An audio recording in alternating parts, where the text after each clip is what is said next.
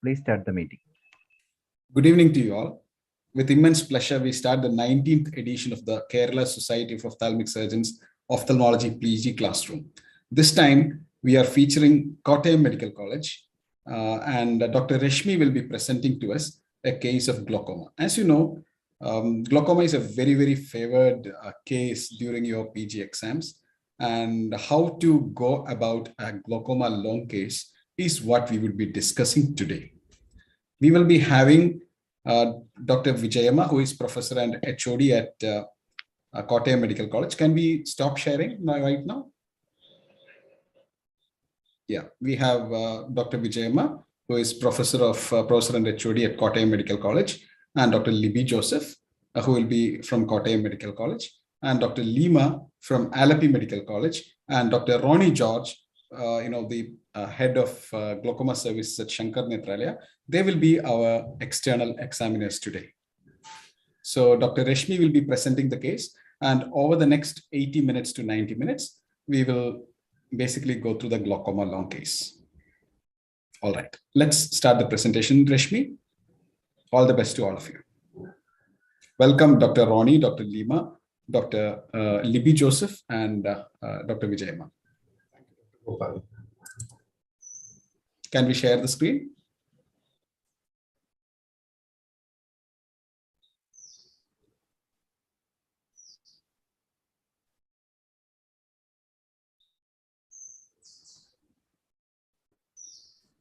We can make it full screen.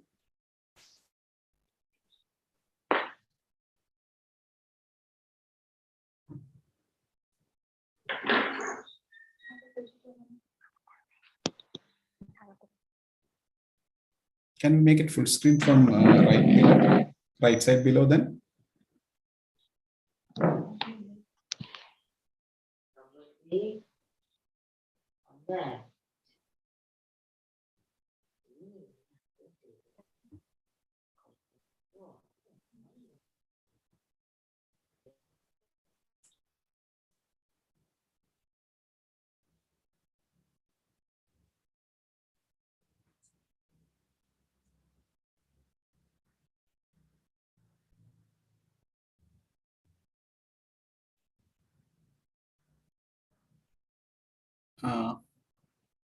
Full screen, sir? Yeah, it is not full screen yet. Can you make it full screen from right below? Right side below, it is there. No, yeah, there you can make it full screen. Can you please? Thanks. Is it okay now, sir? No, it's not. Are you sharing your entire screen or are you sharing a window? Did you share your PowerPoint presentation or did you share the entire screen? I share the screen. Just share a window. Just stop sharing and then share a window and put the.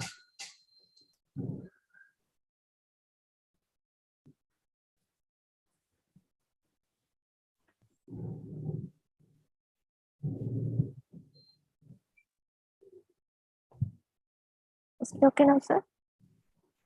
No, I don't think you're on the. Just press the full screen again. It's not highlighted.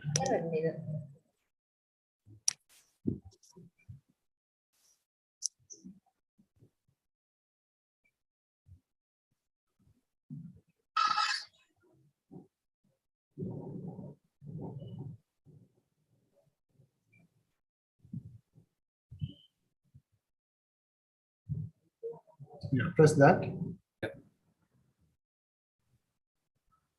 okay now? No. No?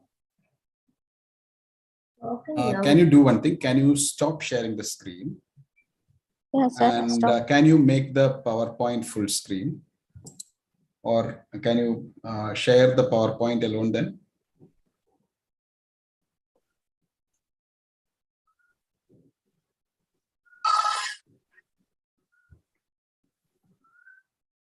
Among the options to share, there is only the PowerPoint, then you will get it.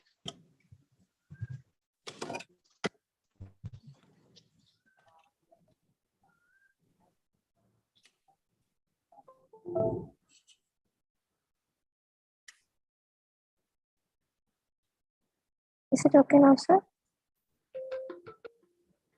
Now you're not shared the screen.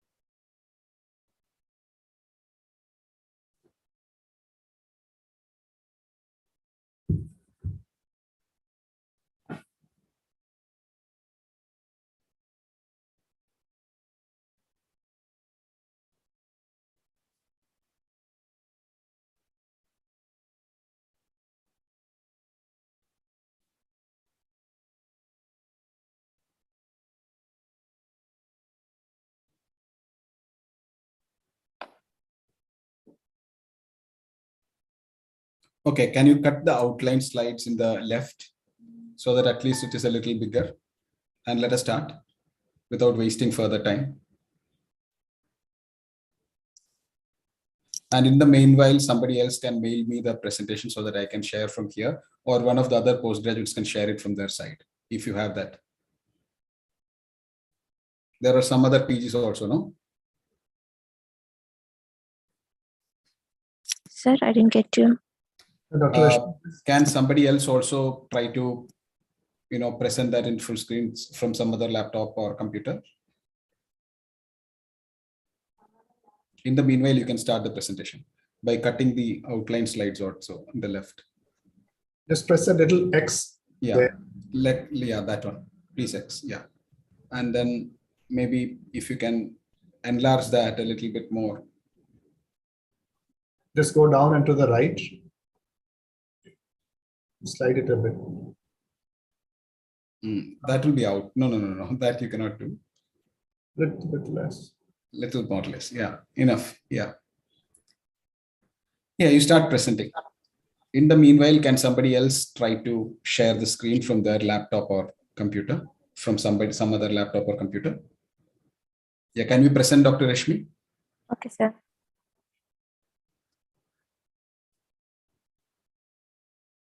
Good evening, everyone. Today I am presenting the case of a 42-year-old male who presented to our OPD with complaints of foreign body sensation and occasional pain in left eye since 3 months. History of presenting complaints. Patient presented with complaints of foreign body sensation in left eye following a surgery 3 months back. He is on topical medication since then. He gives occasional history of pain associated with redness in left eye, which gets relieved by itself. No history of associated worsening of vision or photophobia. No history of a foreign body fall. No history of discharge of water from eyes. No history of headache, vomiting. No history of pain on eye movements. History of defective vision. The past ocular history. He had history of defective vision in both eyes since childhood, for which he has been using prescription glasses. There is a history of trauma to right eye cricket ball 11 years back, which was treated with topical medications. The details were not available. In 2012, on a routine follow-up, he was diagnosed to have increased intraocular pressure in both eyes, for which he was started on topical medications. During that period, he gives history of recurrent episodes of colored halos, headache, and pain in both eyes, which got relieved spontaneously. So Rashmi, history was pain and redness. Yes, madam. Foreign body sensation and redness and foreign body sensation, occasional. occasion. After a surgery in the left eye. After surgery in the left eye, Yes, since 3 months. Okay. Dr. Rashmi, there are two ways of doing this presentation. One is the way that you are doing it by focusing on the presenting complaints and then telling us what is happening. The second way of doing it is tell us that this person is coming to you 3 months after this procedure with these complaints. Because then at one point, you have given us all the information that we want. I'm sure this is the way you present a case in the hospital, saying that this patient has this problem and they are presenting with this. So follow the same thing when you go for an exam also, because then the examiner immediately knows what you're talking about. Now we are all wondering, why should he have pain and irritation? What sort of surgery did he have? What are the issues associated? So it's sometimes a good habit to put that up front itself. Please continue. In 2012, he underwent a laser procedure in both eyes while on topical medications for raised intraocular pressure. He was on regular follow-up following that. In 2013, he underwent a surgical procedure in both eyes due to uncontrolled intraocular pressures at Medical College Kottayam. He was detected to have raised intraocular pressure on follow-up and was put on dosulamide and travoprost eye drops in both eyes. Later on, timolol eye drops was added in the left eye. He underwent a surgical procedure, another surgical procedure in the left eye in March 2022 at his workplace. He is on prednisolone eye drops since March 2022 in his left eye and on dosulamide and travoprost eye drops in his right eye. A past medical history. He is non-hypertensive since 3 years and is on tap amlodipine 10 mg once daily dosage. There is no history of diabetes mellitus, dyslipidemia, heart disease, hypothyroidism or bronchial asthma. Family history. No family history of glaucoma, diabetes mellitus, hypertension or thyroid disease. Personal history. He takes mixed diet. Bowel and bladder habits are normal. Sleep and appetite normal. No history of smoking. He is an occasional alcoholic. Socioeconomic history is coming from a middle class family. Dr. Rashmi, just 1 minute. I just want to discuss your history a little bit more. Yes, sir. So can you just go back to the previous slide? See, this is a mistake that many people make. Who is an alcoholic by definition? Okay. Alcohol regular. No, an alcoholic is somebody who's alcohol dependent. There is a definition, it's a medical term, it's a medical diagnosis. So if you say he occasionally consumes alcohol, that is a correct statement. Alcoholic is somebody who's dependent. And the moment you're saying he's dependent may not matter so much for ophthalmology, except for maybe some neuro-ophthalmic conditions. But the rest of medicine, it makes a big difference when you call somebody an alcoholic because you're looking at an entirely different spectrum of person there. Could you go back one more slide? So why do you think the hypertension history here is significant? Why did you tell us about the medications there? Do you think the fact that the patient is on amlodipine is of any significance, or what did you want to tell us by telling us that history? If history of hypertension is significant in the case of glaucoma, because if we say taking a medication in the evening time or in the night dose of medication, there can be an increase in the nocturnal hypotension, which can lead to further damage to the optic nerve due to the decreased perfusion pressure, or if there is a beta blocker medication in his for hypertension, when we give a topical beta blocker for a treatment, that can decrease in that can prove to be less effective for reduction of intraocular pressure and can add on to the side effects. Okay, that is good. So not only the fact that he's taking an hypertensive, but when they're taking it. Okay. Another thing, Dr. Rashmi, you said that there was occasional redness and colored hands. So is there any precipitating factors that he is identifying that when these things are happening, is this comes like that? There's no relation to anything like exercise or exertion or anything. No, he has not noticed any pattern in that. No patterns, anytime. Okay, fine. But you should specify that negative history. So, Why bronchial asthma, Rashmi? It also He asked for during the medical management when there is a bit of. Pardon, madam. why you have asked for bronchial asthma, hypothyroidism, cardiac disease in this patient? This hypothyroidism itself can be a risk factor for glaucoma, and also for cardiac diseases and bronchial asthma. When we during the medical therapy, when we add a beta blocker, it can be contraindicated in case of bronchial asthma or when we there is start bradycardia, treatment- heart block and all. So both hypo and hypothyroidism can be an issue. So now you have seen the patient, you have not seen the patient, you have just taken the history. Based on the history, what do you think the patient has?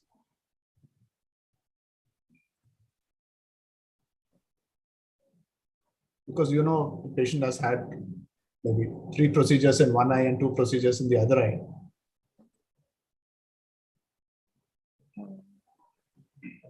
So this is a 42-year-old male now having a problem for 10 years. And you have said the patient has had some sort of laser procedure. You're not sure what, 10 years back. What do you think the laser procedure done 10 years back could have been? Just the peripheral laser peripheral iridotomy. Why do you think it could be a peripheral iridotomy? Did the patient tell you that? No. Okay. I agree with you that it is probably, if it's done 10 years back, it's probably a peripheral iridotomy. But today, if a patient tells you this, you have to think that it could be a selective laser trabeculoplasty that is available. So now you are saying that you think it's a peripheral iridotomy. And so based on the history now, see, whenever you see a patient and you ask a history, you're always trying to see what the patient has. So at this point, what is going through your mind? Maybe having a Ishmi, chronic sir is open- asking from all this history, what is your in mind? What is the patient is having from the history? he might be having a juvenile onset primary open angle glaucoma or a secondary open angle or angle closure glaucoma. So, but you have said that you think he probably had a peripheral iridotomy. So would you do an iridotomy for a juvenile onset open angle glaucoma? No, sir. So then, what are your possibilities here? Can be a secondary angle closure glaucoma or pigmentary glaucoma. Okay, but how old was he when the PI was done? He was around 33 years old. So a 33-year-old male having a peripheral having angle closure disease at the age of 33, how common do you think that is? That's rare. It's rare. No? So at this point, I'm glad you have come to these 2 differentials because they are they're valid differentials. What else could it be? You have said other secondary glaucomas like what? It can be a pigmentary glaucoma. Okay. Could it be any other secondary glaucoma, secondary angle closure?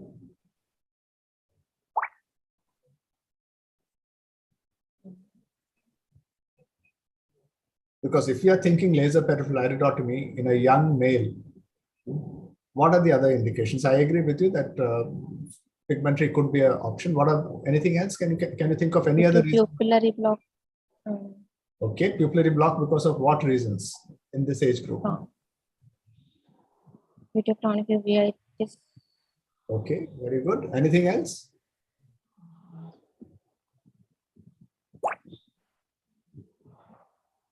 I mean, there is nothing else in his history to suggest that, but there is one more possibility that you should think of.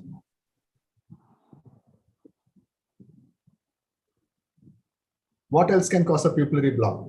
You said uveitis because of posterior synechiae, and what does that cause?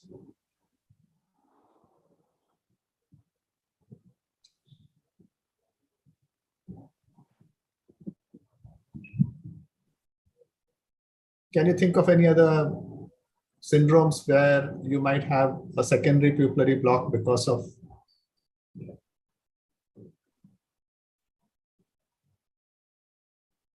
What are the players in the pupillary block? I mean, there are structures there. If you think about it, maybe you will get the answer.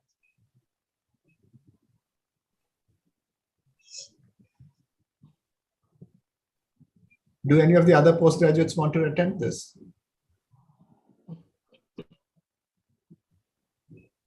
We can't hear you. Yeah, sound is. You said iridocorneal? Eye syndromes. Okay, so is eye syndrome typically unilateral or bilateral? And do you do an iridotomy for an eye syndrome? Because in eye syndrome, what type of angle closure do you get? Peripheral Peripheral synechial because of an anterior pulling mechanism. A membrane which is closing down, right? So you don't do an iridotomy for an eye syndrome, and an eye syndrome is typically unilateral or bilateral. Any volunteers?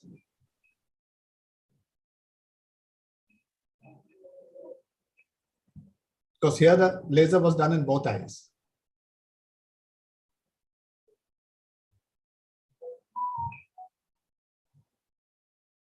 Okay, it's usually unilateral, rare bilateral. Bilateral eyes is rare, and anyway, iridotomy is not an indication for that. Okay. Why? Okay, please proceed. Dr. Ashmi, you can continue. Yes. Proceed. Come to the general examination. Is moderately built and nourished, conscious oriented, no pallor, icterus, cyanosis, phlebin, generalized lymphadenopathy or edema. Pulse rate is 76 per minute regular. BP is 130 by 80 millimeters mercury in right arm supine position. Respiratory rate is 16 per minute. Temperature is 98.6 degree Fahrenheit.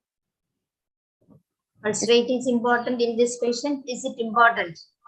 Yes, madam. Rashmi, Yes, madam. pulse rate. Yes, madam, it's important. In what way it is important?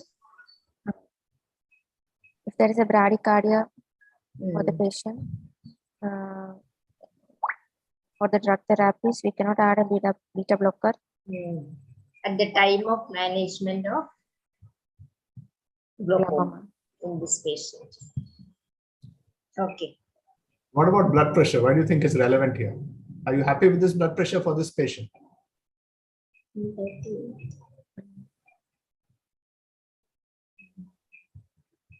Why are you concerned about high blood pressure in a glaucoma patient? You already told us why you're concerned about low blood pressure in a glaucoma patient. Tell us why you're concerned about high blood pressure in a glaucoma patient.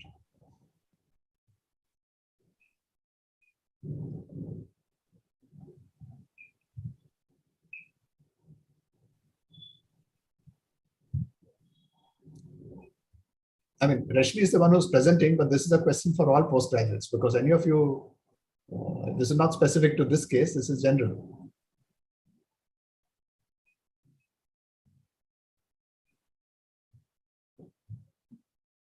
Devi, why blood pressure is important?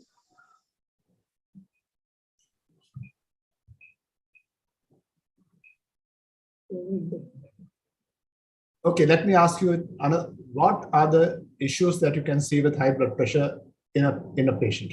Forget a glaucoma patient.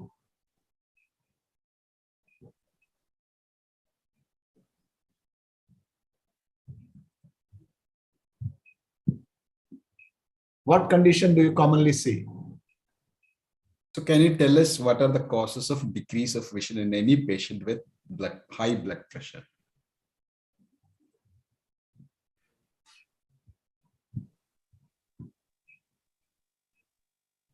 Malignant hypertension. Okay. It is definitely a possibility. How many malignant hypertensions have you seen? So whenever you are asked a question, try and come up with the most common cause first, most common conditions, and then go to your malignant hypertension.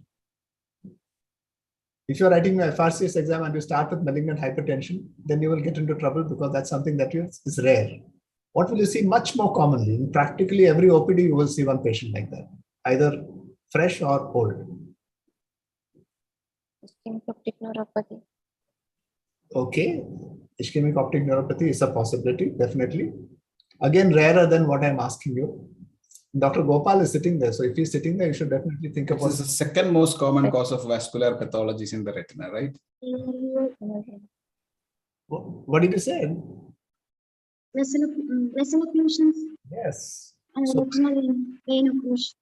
so retinal vein occlusions are common in hypertensive. So why am I worried about a high blood pressure in a glaucoma patient? So the chance of blood vessel occlusion is high in a case of glaucoma due to the just behind the lamina cribrosa, the axoplasmic stasis can occur in high BP. Okay. Okay, so that's good. So basically now you have the patient has two risk factors for a vessel occlusion. So a high blood pressure in a glaucoma patient is a cause for concern because we may control the glaucoma, but they may lose vision because of a vessel occlusion. Okay. Okay, Dr. Rashmi, you can continue. Examination. Respiratory system within normal limits. Cardiovascular system. First and second hearts are normally, no aortic sounds. Gastrointestinal system within normal limits. Central nervous system, higher motor functions were normal. Sensory and motor systems were within normal limits. Cranial nerve examination, all except the second cranial nerve were in normal limits, and second cranial nerve examination will be dealt with in detail with the ocular examination. Coming to the ocular examination, unaided visual acuity in both eyes is 612 and improving to 6.6 with pinhole. Near vision is innate in both eyes and color vision is normal. Head posture normal, ocular posture orthophoric, extraocular movements full in all directions in both eyes. So, Dr. Rashmi, how was color vision checked? So the Ishihara chart. Yeah, so just specify that on the Ishihara it was normal. Okay. How do you check head posture? Rashmi. Can assess the head posture when the patient is while walking to the OPD itself or while By we are inspection, isn't it? By inspection, you see the patient and note whether there is any change in head posture. What are the components of head posture? is the face stand, head tilt, and chin elevation or depression. Head turn,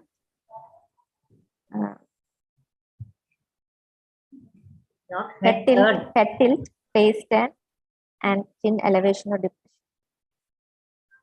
Okay. Usually seen in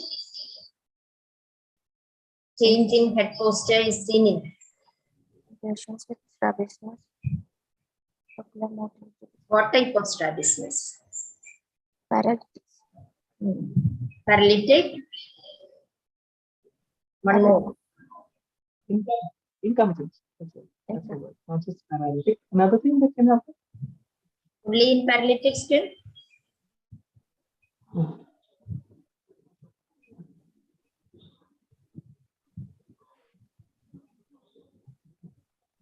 Can see it in restrictive type of skin. Also in the nystagmus cases. So continue. How do you test ocular posture? These are all we basic things. can initially do a Hirschberg corneal reflex test and also confirm with an alternate cover test. Hirschberg reflex test. Isn't it? Continue. Examination of right eye, lid and adnexus are normal. Conjunctiva Dr. shows You said the patient had glaucoma surgery in both the eyes. yes, sir. So what can you expect any lid abnormality in this patient?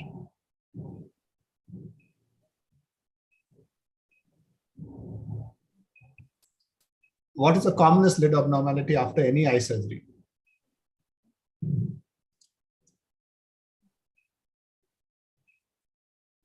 You must have seen your cataract patients complain about it, right? What do they usually say? One eye is looking smaller than the other. Why?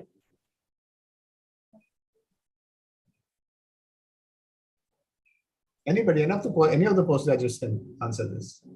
Ptosis. Yes. And why is ptosis? Why are you more likely to get ptosis after a trabeculectomy? You may, depending on the technique.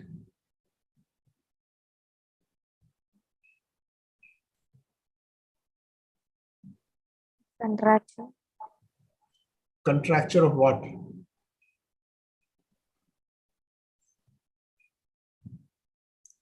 Ten years back, when we were doing a trabeculectomy, what was the first step that we were doing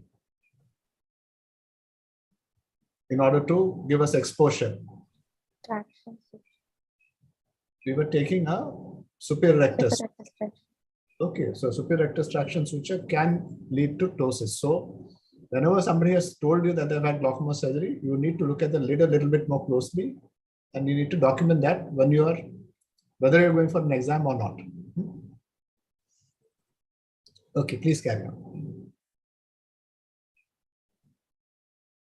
In conjunctiva, there's a thin avascular conjunctival bleb with multiple cystic spaces, suggesting the trabeculectomy bleb. There's no congestion. Cornea shows diffuse pigments, vertically arranged endothelial pigments at the center of the cornea, suggestive of Krukenberg spindle. And in chamber, Van Herrick's grade 4. Okay, and I just go back. Are you? You said that you're seeing a thin cystic bleb, right? But what other information should you tell us? If this was a swelling on the abdomen, what would you say? Size. You would say location, size, extent. You told us some of the points. You told us, yes, it's cystic. You told us that it is avascular. That's good. But you have to tell us in which quadrant it is. You have to tell us what is the posterior extent, what's the wall like, and why are you calling it a trabeculectomy bleb? It's a thin avascular bleb at 12 to 1 o'clock position, showing multiple cystic spaces. And there is one. Okay, there's one more important thing you have to tell me. There are a couple of more important things, but one very important thing for every trabeculectomy bleb. Elevated. Okay, it's elevated then.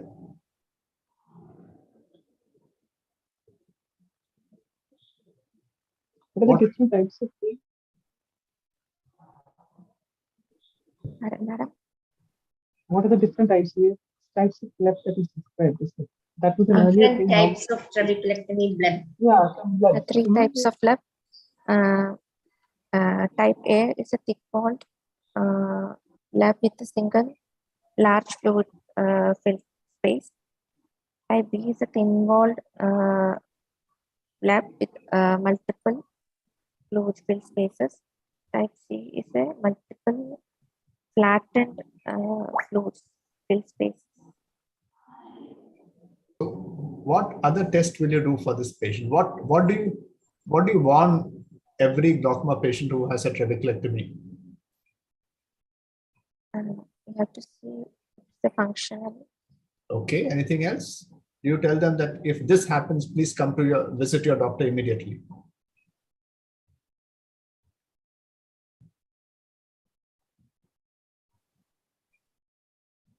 What is the biggest complication that you're worried about late after a trabeculectomy? In bleb-related infection. What is the biggest risk factor for a bleb-related infection?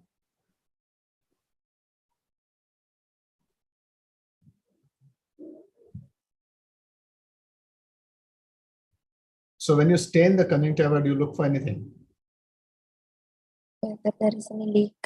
Yes, so you should always mention that it is Seedles negative or Seedles positive or whatever it is. So that is our responsibility as ophthalmologists every time the patient comes to you, because if you see a leak, you can take care of it, you can prevent a potential endophthalmitis. Okay, yeah. Have you done the Seedles test in this patient? Yes, me. No, ma'am. No. Okay. Continue.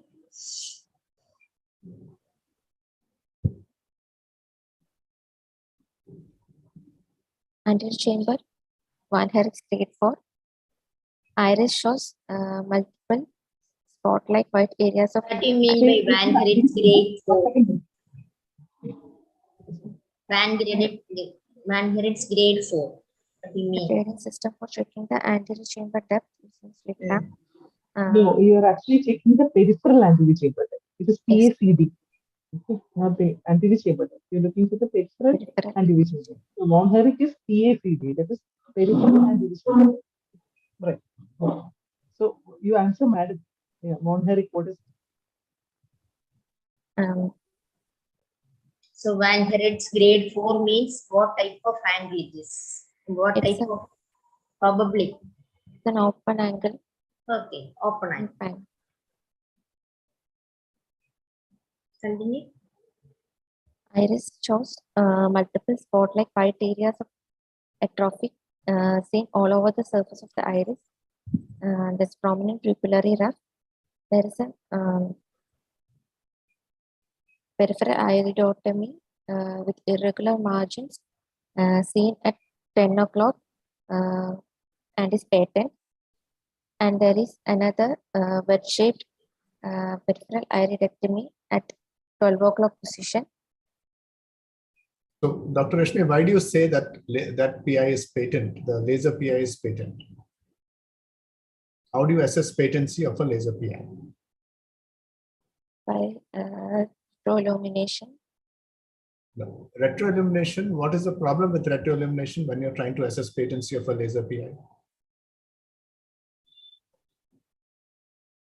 If you have a thin membrane over it, it can appear to be patent. So you actually have to be able to see the structures behind it to be 100% sure.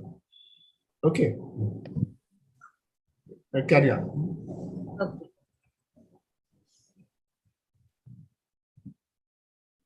This is a picture of the right side.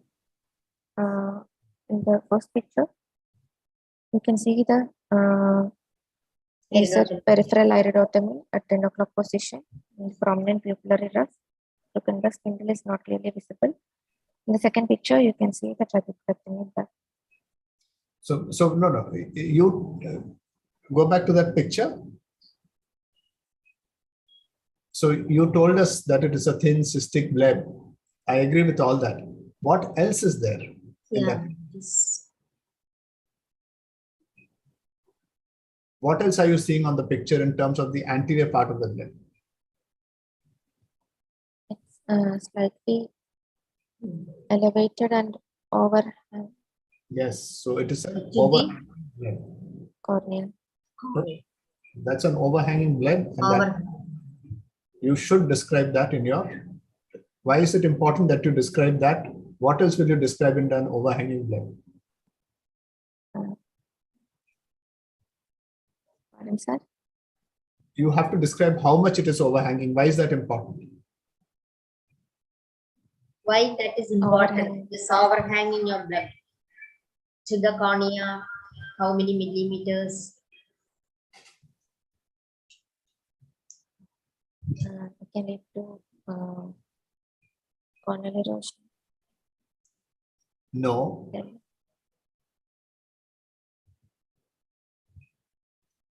Whenever you measure something, why do you measure it?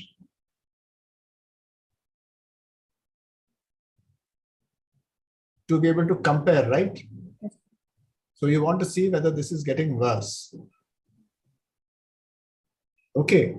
So you need to document how much is overhanging and then see whether that is getting worse, because if it gets worse, more, what will happen?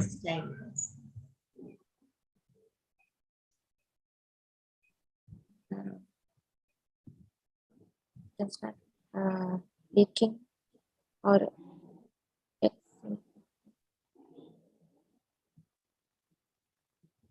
It can even come to the visual axis. So if you see that it's progressing, you need to get rid of it before it reaches there. obstructive. So anything, what are the things that you can see in the cornea just in front of that advancing edge of the blood? Just on the cornea, what are the things you just immediately? there? Is there anything? There are two things that I was looking for. There are two things that you can see immediately there. Madam, I didn't get. That is, there is a bleb. Okay. Yes. There is a bleb. In front of it, there is a cornea. So is there any findings that you can see in the cornea? If there is a large bleb, and what are any findings that you can see in the bleb? In the cornea, just in front of the bleb. So just adjacent to the bleb. And the condyle Heard of any lines? Heard of any lines? line. Line. Yeah, line. And what is it? Whenever you have some elevated lesion near the cornea, what can be there in the cornea? Any elevated lesion near the lens, near the cornea. Yeah. And there is a line is Perry's line. Yeah. Okay. It's an iron deposit. Okay, Perry's line. Just like a Stock's line in television, it's Perry's line in left.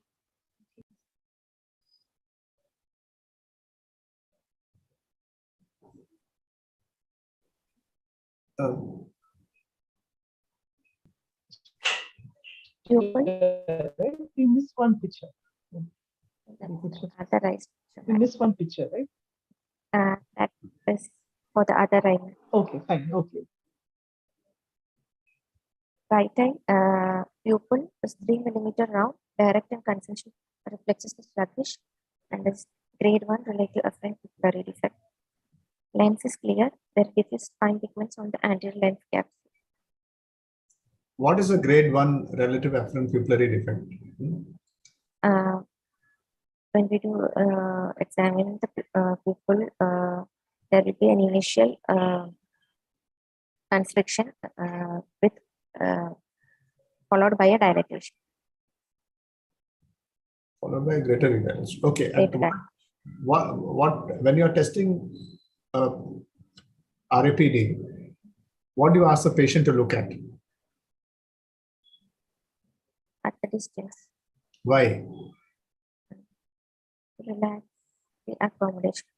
Yes. So always don't stand in front of the patient when you're checking pupils. You should be standing off to one side. And you check it in a dark room? Yes, sir. If you check it in a dark room, how do you know what the consensual reflex is like? Dim light. Dim. Okay. So that is a trick question. Never say dark room, say dimly lit room. So you should be Dimly light. okay. Please carry. After examination of left eye, then the next is normal. And One more question, Rashmi. What are the prerequisites necessary for eliciting your RAPD? Examine in a dim lit room. The What?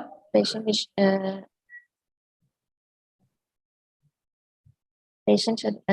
have vision in both. The other eye should be So asymmetrical involvement, isn't it?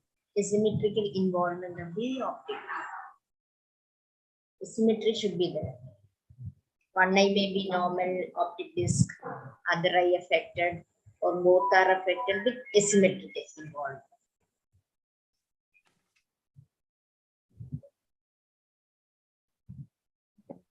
How do you grade RAPD? Grade 1 is an initial constriction followed by a greater dilatation. Grade 2 is an initial stall followed by dilatation. Grade 3 is immediate dilatation. Grade 4 is dilatation with 6 seconds. When you shine the torch for 6 seconds. And grade 5 is dilatation without a constriction, not followed by a constriction. Suppose there is bilateral optic nerve involvement. How do you differentiate it from different pupillary defect? Suppose both optic nerves are damaged. By the near reflex. What? Always reflex. The near reflex Near will be reflex. there. Very, very important. Near reflex. Okay.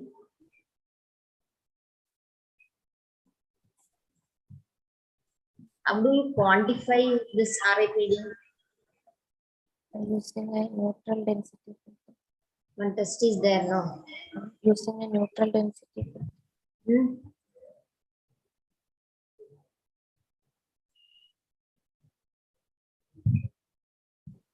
Speak louder. Don't know. By assessing. Speak louder. By neutral Neutral density filter. and density filter. Okay, continue. Examination of left eye. Hidden adnexus is normal. Conjunctiva shows a 5 into 4 millimeter elevated dome-shaped area about 2 millimeter from the limbus at 11 o'clock position with mild constriction over it. Cornea shows a No, sorry. Again, you haven't told us about the wall of the bleb. The other one you told us was thin cystic. What is the wall of this bleb like? Is it thick wall? Is it thin wall? thin wall And why aren't you calling it a trabeculectomy bleb? because of its position and shape. Okay, but the patient had a trabeculectomy before. No? So what Yes. happened to that? Is that bleb also there? No, there is no bleb at the site. No bleb at the site So of trabeculum. information to let us know, no, that there is no No bleb trabeculum. coming to the area of the presumed trabeculectomy and you have a bleb on the other side. Okay. And here again, yeah. No, go ahead. You said Krokenberg's balloon. Cornea shows a fine endothelial pigments at the center of the cornea, which is vertically arranged, suggestive of Krokenberg's balloon. And the chamber that one had grade 4, the periphery. There is a tip of a tube implant about 3 millimeters seen at 11 o'clock position. Iris shows multiple spot-like white areas of atrophy all over the surface of the iris. Prominent pupillary rough noted. Go any further. What else should you tell us about a tube implant? Whenever you look at a tube, you said, yes, location you have told us, and you have told us the extent also that it's in the anterior chamber. Not touching the cornea. Yeah. How close is it to the cornea? Are you seeing any local opacities on the cornea? Then also, in what plane? You can say it's parallel to the iris or it's in the middle of the anterior chamber. So you should, why is that important? It can touch the corneal endothelium and can erode through it.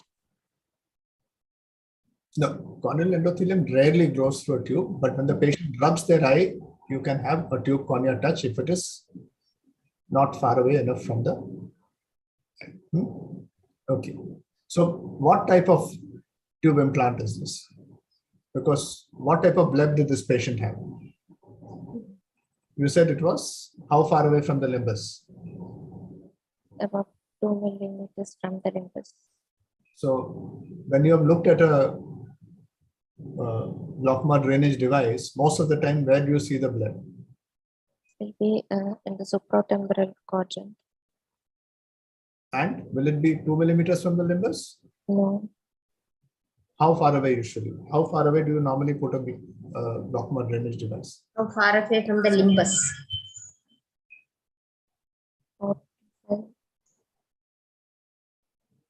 5 mm. How much? 4 mm. No, you usually keep it 8 to 10. 8 mm. 8 mm. Right? Under the recti, right? Under the muscles, right? So it has to be anyway behind the muscle insertion, right? So that's a clue. So, but here your bleb is anterior and you're seeing a tube. So what do you think it is? And we have shunt. Okay. So what are the shunts that you are associated with the anterior blade?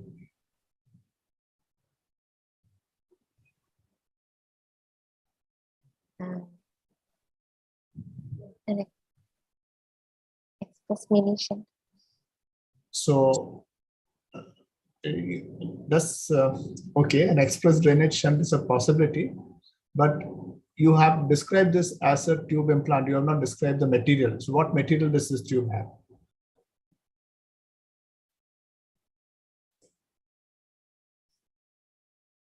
What material is the express implant? Silicone. No, it is not silicone. The silicone device never made it to the market.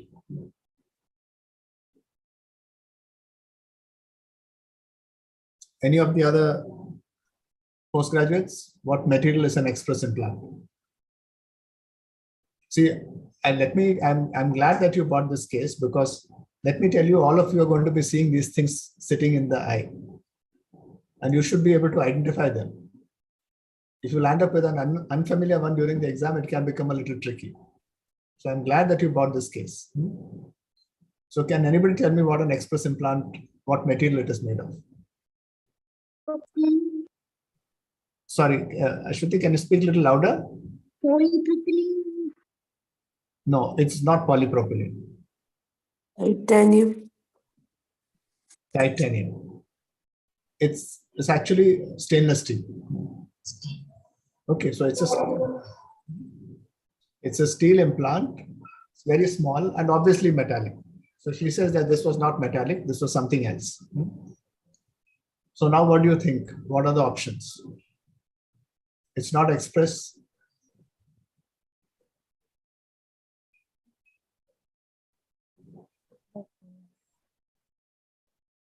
Silas. Sorry, I didn't. I couldn't hear you. Yes. Louder. It's a silas. A Silastic shunt. elastic shunt. It's a pressure flow shunt. A pressure flow. Okay. Talk about the pressure flow. Yeah, it could be a pressure flow. What else? There are two very common implants. Adi. Huh? Somebody said Adi. Is that correct? No, the Adi is the Bowel equivalent. You will see a posterior bleb. You will not see an anterior bleb. This is anterior. This is anterior. So pressure flow, very good. You came out with one. You came out with the express. That's also excellent. What else?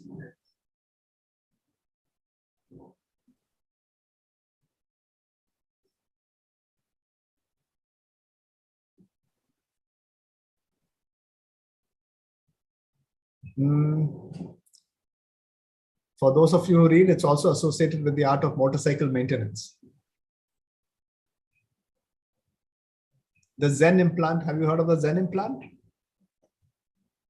XEN, okay. So these are the three implants which you might, I mean, there are others, but these are the three that you might see a little bit more commonly in India going forward. The express is now almost being minimally used. Yeah, please go ahead. So there's one more thing that you have to tell us about the implant, and you have mentioned it but not specified that the tip is free. It's not obstructed. Okay. Yeah, please go ahead. The iris, there are spot-like white areas of atrophies in all over the surface of the iris, prominent pupillary ruff. There is a irregular laser peripheral iridotomy at 2 o'clock position and a wedge-shaped surgical iridectomy at 12 o'clock position. A picture of the anterior segment, left eye, showing a disappear at the 12 o'clock, and this is the tip of the tube implant seen in the anterior chamber. So you have been talking to us about the pupillary ruff. Yes, sir. So that's there in both the eyes, right? Yeah. So what do you think Do you think that it's in any way related to this patient's glaucoma? Can be a congenital. Okay. Why you? Okay, if it's congenital, then what are you looking for? Can it be associated with glaucoma? Usually Hmm? in cases like pigmentary glaucoma, there will be an absence of pupillary era or So pigmentary glaucoma, you normally get an absence. Here you have got pigment dispersion and you've got a prominent. prominent pupillary. Almost actually looks like early ectropia on UVA. Yeah, it's look like ectropia. So you said that it could be congenital. Can you get congenital ectropia on UVA? Yes or no? No. So you can get. Can. So almost anything can happen by birth. So why don't you think it's acquired? Let's go to acquired first and then come to The bilateral. Okay. And what is the other typical thing about acquired? We haven't seen the patient before, but it's usually progressive. Okay, it's very unlikely that it will be this symmetric like this. So what about congenital ectropia on UVA? Any of the other postgraduates?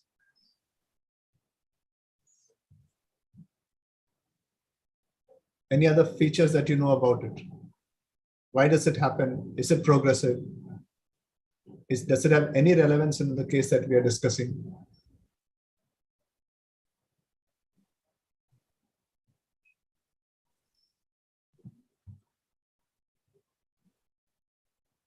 Okay, we'll come back to it a little later.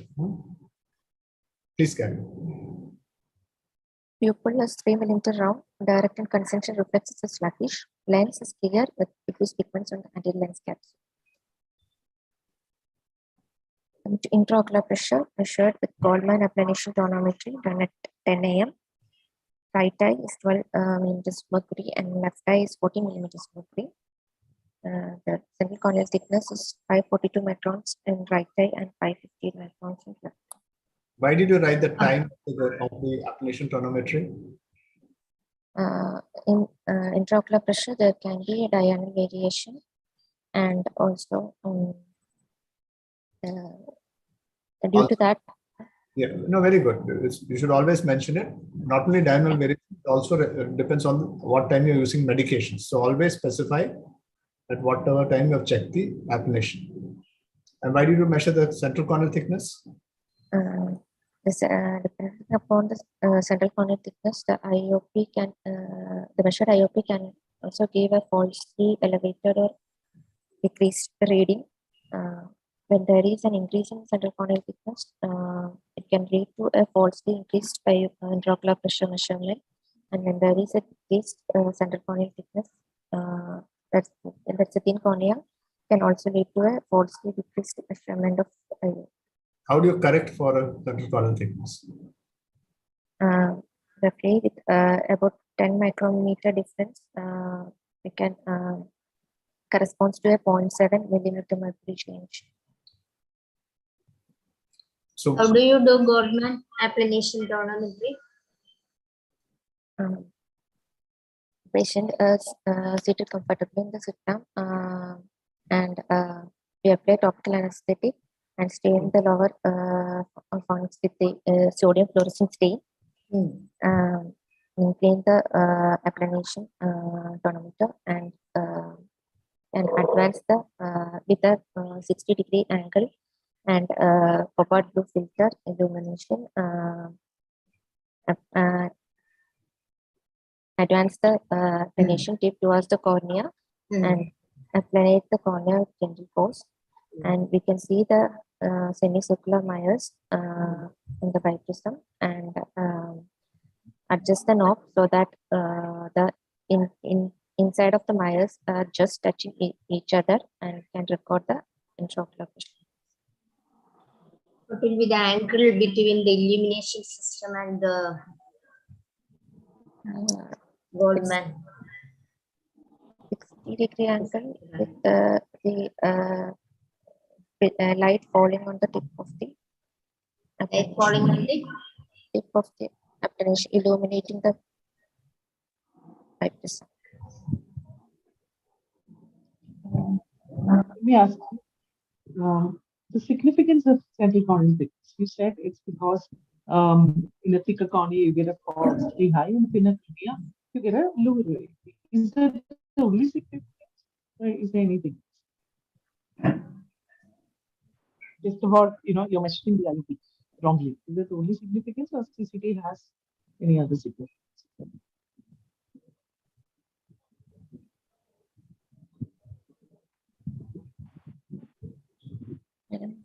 Significance of central corneal thickness? Yeah. Because we have latest tonometers like ocular response analyzer and all that. Along with that, there are so many studies about certain factors in the cornea. So is there any relationship between thin corneas or whatever? So is it just about the fact that if you have a thin cornea means that your IUP reading is wrong? It is actually higher than what you see. Is that the only significance of thin cornea? That's what I'm asking.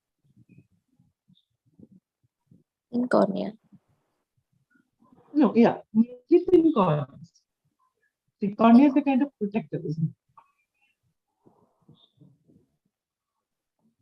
So you get a thin cornea. So what do you think about the patient? I mean, in the sense that, okay, whatever IUP I'm measuring, this is higher. So we need to the recorded pressure should be lower so that the patient has reached the target pressure. Is that only significance, or is it more than that? In case of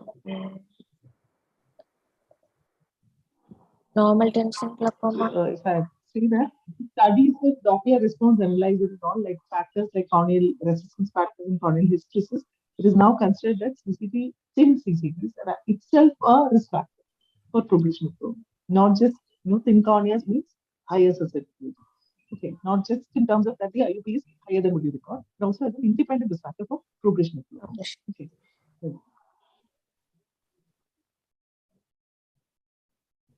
Gonioscopy done with Goldman two-mirror gonioscope and graded with Scheffer's grading. In the right eye, all the quadrants are 4. That means the angles are wide open, the ciliary body band is seen. The internal ostium of the trabeculectomy is seen superiorly. A uniform, dense hyperpigmentation of the trabecular meshwork is noted on all quadrants.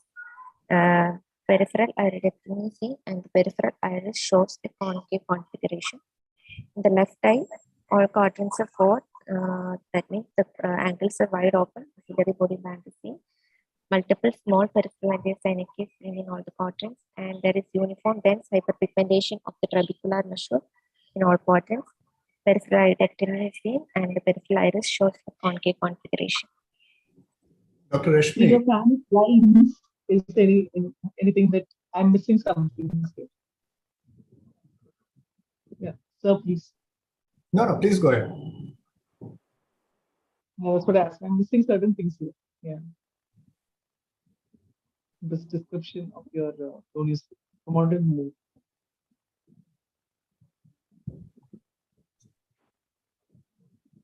And I don't know whether the concave configuration with 2 PIs, surgical PI. I don't know. Let's just continue, please. Yeah, a couple of interesting things there.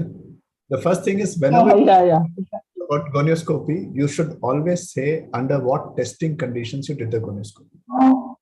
If you did it in bright light, you cannot assess whether the angle is actually open or closed. This is most likely open because the iridotomies and all that. But even so, you should always say that you did it in dim illumination and then you increase the brightness, and this is in situ. The second thing is a concave iris. I agree with Dr. Lima. After 2 peripheral iridotomies done, after surgical and peripheral iridotomies done for a suspected leto iris, you don't really expect it to be showing concavity. What does uniform dense hyperpigmentation of a trabecular meshwork in somebody with pigment dispersion mean? I know that's a difficult question, so I'll just ask you this. It basically means that your pigment dispersion is still going on. It's active dispersion. which again, like Dr. Lima says, we should not expect to see after the iridotomies that we have done. And a trabeculectomy, which is functional in one eye, and a device which is functional in the other eye. Why should there be multiple small peripheral anterior synechiae? Can you tell us why, Dr. Rashmi? You did the gonioscopy. Did you notice anything unusual about these synechiae? Related to multiple surgeries. Okay, it could be related to multiple surgery. That's a good answer, because if you have a shallow anterior chamber, you can sometimes see it. Anything else?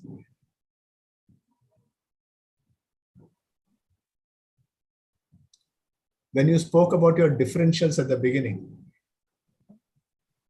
as an indications for a laser iridotomy in a young adult, you mentioned something. You mentioned inflammation, right? So do you think that this could be related to that, or you think this doesn't look like inflammatory synechiae?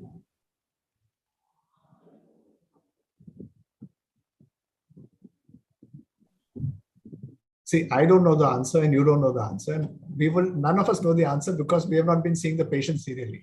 But you have to start thinking as to why these synechiae are there. Is it this or is something else going on? Anyway, let's go on. I mean, I think we have 15 minutes more. Missed the line. Yeah. Missed the line. Sample as well. It's okay. It's fine. Continue. To the dilated fundus examination done with proctamide and phenylephrine eye drops with a 90-day system biomicroscopy. It is clear the disc is large size, defined margins. Cubic ratio is approximately 0.9 with uniform thinning of the NRR superiorly, inferiorly, and temporally, and mild thinning nasally.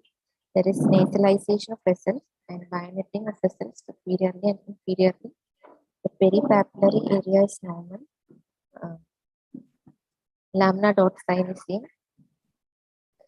The surrounding vessels, the retinal vessels are normal in caliber with AV ratio, arteriovenous ratio 2:3. There is a wedge-shaped retinal nerve fiber layer defect seen superiorly and inferiorly, and the macula shows foveal reflex. And the retinal periphery examined with indirect ophthalmoscopy is within normal limits. Can't see the disc very clearly, but yeah, you have described it fairly well. Why did you say that the disc is large? The disc area is large when we examine with the 90D. We can measure the Very size good. of the With what conversion factor did you use?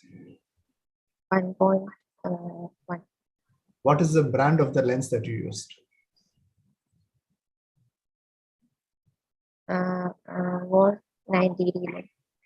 So you should know that the conversion factor is brand specific. Okay, so you should be sure of that it is applicable to your brand and not just a standard one.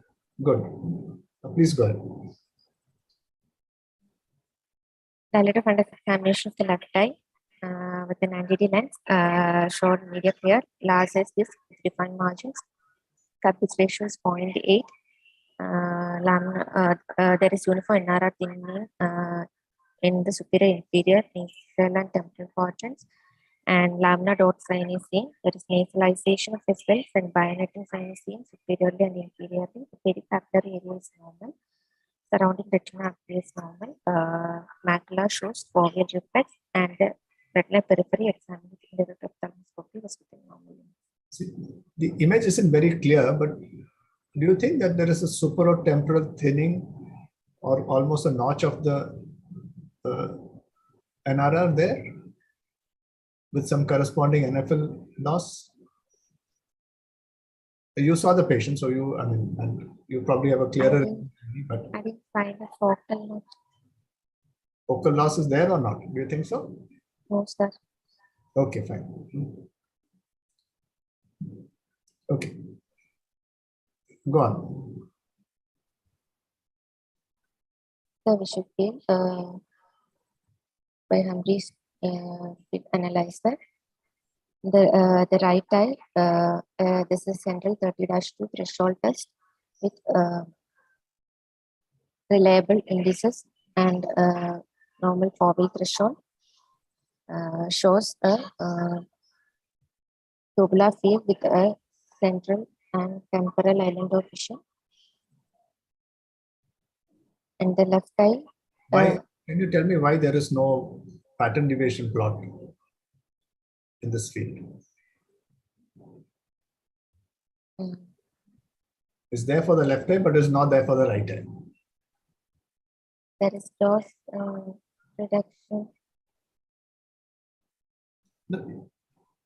You can see, no, there's no pattern deviation plot in the field in the right, but there is in the left.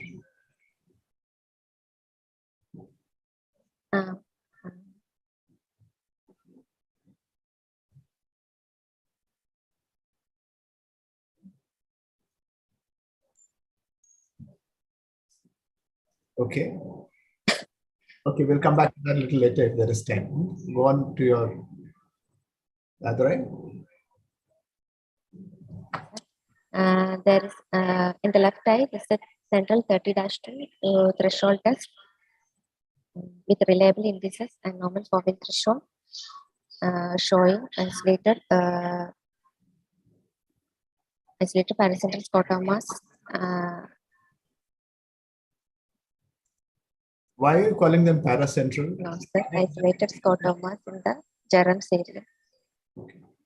So, do they meet Anderson's criteria for a glaucomatous visual field defect? Superior quadrant. Meeting criteria in the superior quadrant. No. Superior hemifield. No. Does the field defect in the left eye meet Anderson's criteria for a glaucomatous visual field defect?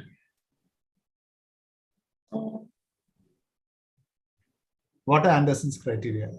The glaucoma hemifield test is outside normal limits in Yes. 2 to 2 occasions, and the pattern standard deviation shows less than 5%, be less than 5 for 3 non-edge points, showing pattern standard deviation be less than 5%. Is it 3 or is it a cluster of 3? Cluster of Yes, one more word. Yeah. Contiguous. I think that's the word. The knowledge contiguous. So, do you think it meets the criteria? those.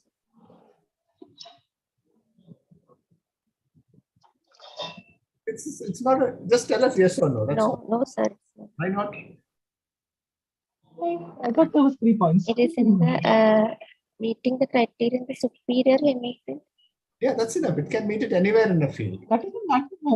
It doesn't matter, right? So the Glaucoma, third- whether it's a glaucoma or not. In a location typical for glaucomatous damage. In the glaucomatous arcuate area. How do you grade the field in the left eye? Is it mild, moderate, or severe? It's an absolute state, advanced state. Okay, the right eye is a severe defect. What about the left eye? Left eye. So, next question: How do you grade? Stage 1. How do you grade glaucoma? Glaucomatous visual field defects. What is the most commonly used criteria?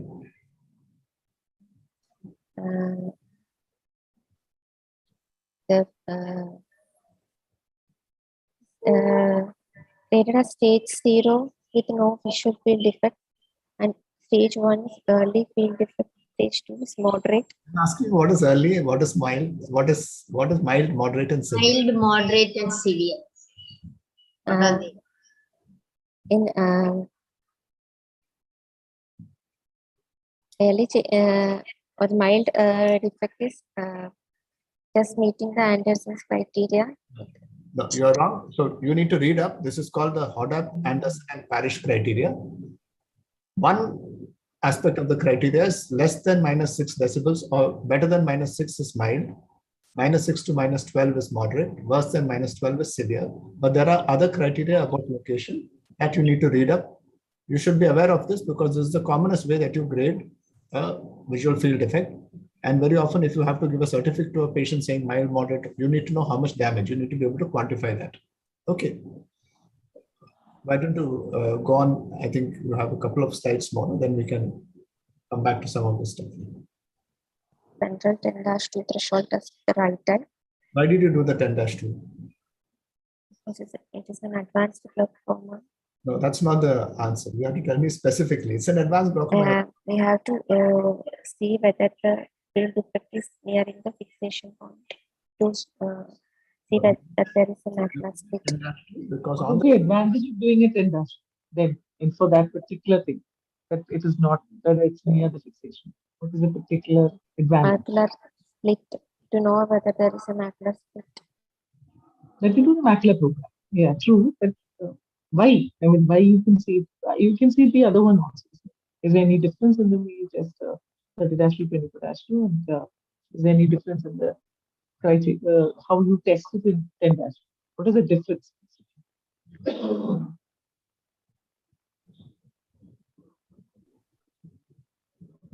You might see a field which is involving the center, something that looks like an altitudinal field in 20-2, but then you do a 10-2, understand that it's not altitudinal, but it's arcuate nearing the fixation. So how is it different? How do you get more details? Okay, maybe you can read. We'll go on. The time is gone. Yeah. Continue. Retroscopy. Stand with tropic camera and eye drops at 2/3 meter distance. In the right eye, the vertical meridian is +1 diopter, and the left eye is -0.5 diopter. only one question regarding this case with you. So, we have been talking about Huckenberg spindle, a PI for pigmentary glaucoma. Does this refraction match what you would expect for a pigmentary glaucoma? No, sir. What would you expect to see? Myopic patient. A moderate myopia, typical classical case. Okay, go ahead, please. Yeah, just go ahead. We will. So do you want to tell us, justify why this is a pigmentary glaucoma? Or do you want to change your diagnosis? Or do you want to qualify your diagnosis? Pigmentary glaucoma. The patient is a young male. Okay. Presented with features of pigment dispersion. Okay. Can pigment dispersion happen because of other reasons? There are okay. other reasons. So in this diagnosis list, you haven't put something which we all commented on.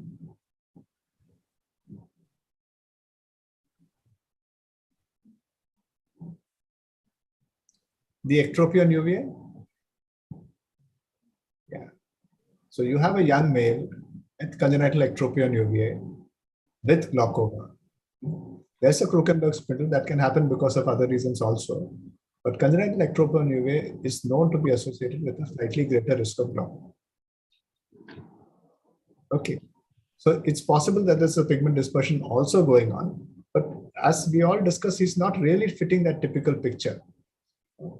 What test would you like to do to rule out or rule in pigmentary glaucoma, which will help you to rule in or rule out a pigmentary glaucoma? It can be exacerbation after an exercise-induced increase. Okay, that is not a very diagnostic sign. Anything else? Why does pigment dispersion occur in these eyes? Due to the posterior bowing of iris. Yes. Posterior bowing of the iris. And there will be iridozonular contact leading to dispersion. So how can you see whether there is iridozonular contact? What test? UBM. If you do UBM and you demonstrate iridozonular contact, then I would think yes, it's more likely to be pigmentary rather than thing. But pigmentary glaucoma, having confirmed hydros on the contact after all these PIs, there is a little, it's not that common. While with that congenital ectopia on UVA, you can get a slightly greater risk of glaucoma. And what type of glaucoma will it be in that case?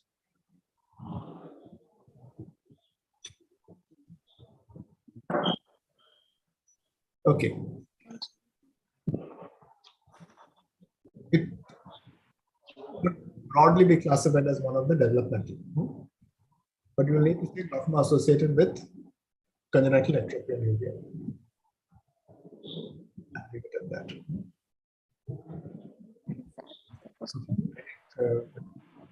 I have no more comments since we're running out of time.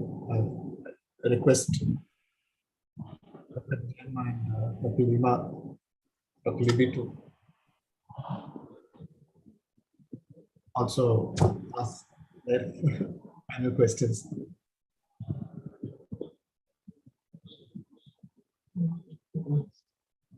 In this patient, what are the features suggestive of pigmentary glaucoma? What are the points? This young male having on examination there is a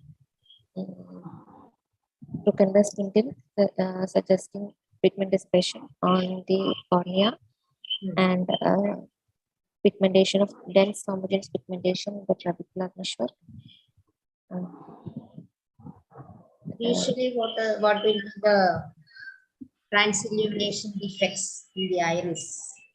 There will be radial spoke-like transillumination defects in the mid radial spoke-like transillumination defects Slit in the mid periphery. in the mid periphery, isn't it?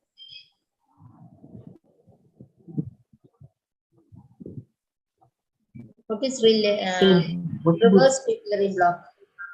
Pathophysiology of pigmentary glaucoma. Due to the movement of the iris and blinking mechanism, there can be a movement of aqueous from posterior to anterior chamber against the pressure gradient also, and the aqueous in the anterior chamber cannot go back to the posterior chamber due to the iris lens acting as the valve, and the increase in pressure in the anterior chamber will lead to the posterior moving of the iris, leading to an iridozonular. What is relative pupillary block? Normal pupillary block. Relative, That is what happens in ankylosing glaucoma. the iris lens diaphragm, the coming anteriorly, there will be collection of aqueous in the anterior chamber and leading to a pupillary block causing So what happens? collection in the posterior chamber leading to a pupillary So block the leading aqueous to will the collect inside the posterior. posterior chamber. Isn't it? So what happens? There will be the anterior bowing of the iris. Anterior mid- bowing of the iris. Leading to an iris bombe formation. So that will opposite happens in pigmentary block. Isn't it? That is reverse pupillary block. The act during blinking or repeated blinking, the aqueous humor connect inside the anterior chamber. Isn't it? Yes. So there is no way to come to the posterior chamber from the anterior chamber. So The iris will be going backwards. backward bowing of the iris, and that will especially in the mid periphery, and that will abrade or touch the zonular ligaments of the lens and pigment dispersion. That is what happens in dilatation in people also, and as well as during exercise. So What, how it helps, PI help?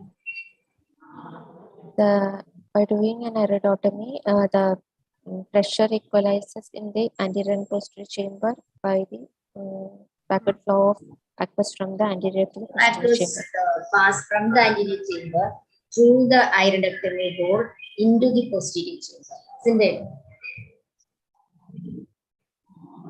So the iris becomes flatter. Flatter.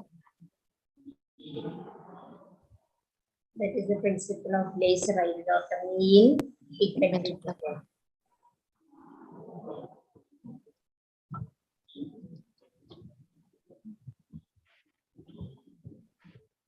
So what is your further plan of management?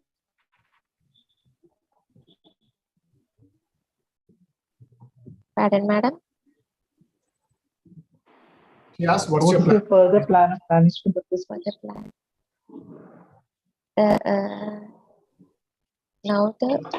Now on follow-up, the intraocular pressure is controlled in both eyes.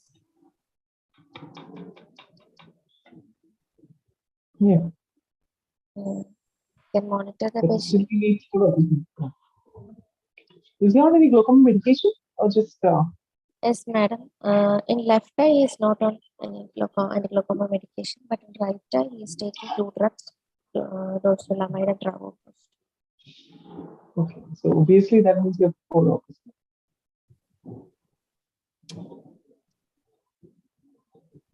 So that's advanced, and we need to keep it there. That's pressures.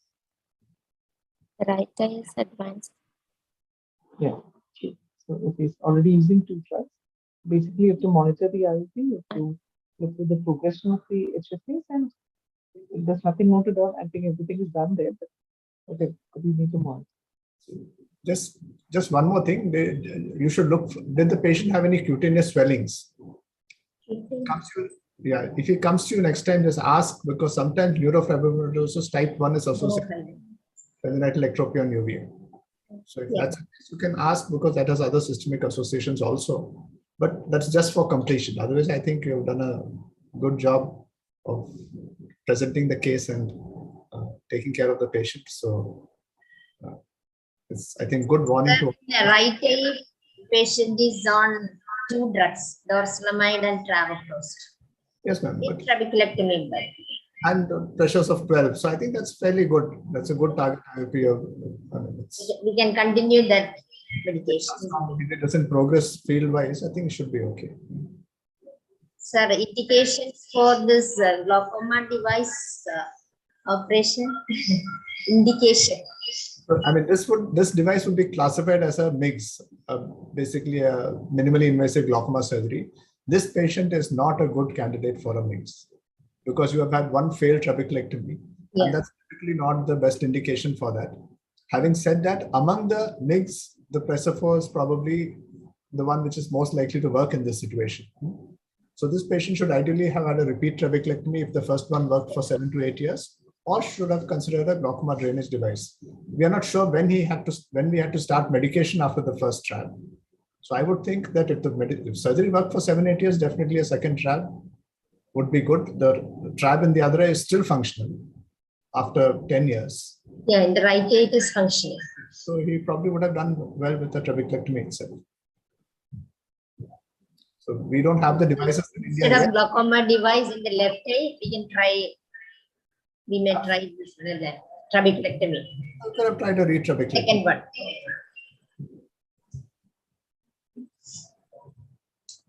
I think for want of interest of time, I think we should call it a day today.